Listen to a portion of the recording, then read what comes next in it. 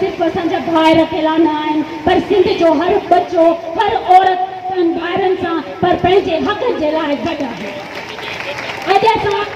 हिते मेजॉरिटी में औरतुनि खे ॾिसी उहा ख़ुशी थी थिए असां पंहिंजे हक़नि जे लाइ हिनमहिल बि बीठल आहियूं। ऐं जेकॾहिं तव्हां असांजे पाणी ते कब्ज़ो कयो आहे तॾहिं बि असीं बीठल हुआसीं, तव्हां असांजी धरती ते कब्ज़ो कयो आहे तॾहिं बि असीं बीठल हुआसीं, असीं मुज़ाहमत कयूं था। ऐं हाणे बि बेटनि जे ख़िलाफ़ जेका इहा सिफारती ऑर्डिनेंस आहे उन जे ख़िलाफ़ बि असां गॾु बीठल आहियूं। असीं कुल्हे ते मिलाए पंहिंजे ॿारनि समेत पंहिंजनि बचनि समेत असीं उहा मुज़ाहमत कयूं था।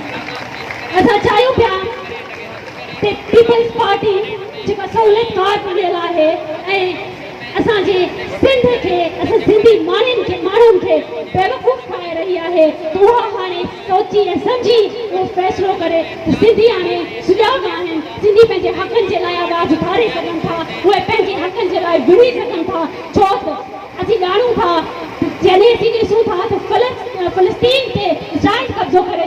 चुकी आहे त ईअं ई असांजे बि ज़मीन ते वफ़ाक़ आहे सियासी कब्ज़ो करे असांखे उहा हिकु निंड वारी गोरी ॾेई रही आहे ऐं उन खां वाक़िफ़ रहे त असांजी ज़मीन फ़लस्तीनी ज़मीन न आहे। असांजो हर माण्हू सुजाॻ आहे ऐं पंहिंजी ज़मीन जे लाइ विढ़ंदो ऐं अॼु बि बल्कि शुरू खां वठी सिंध जेका आहे ऐं सिंधी जेके बि आहिनि उहे हर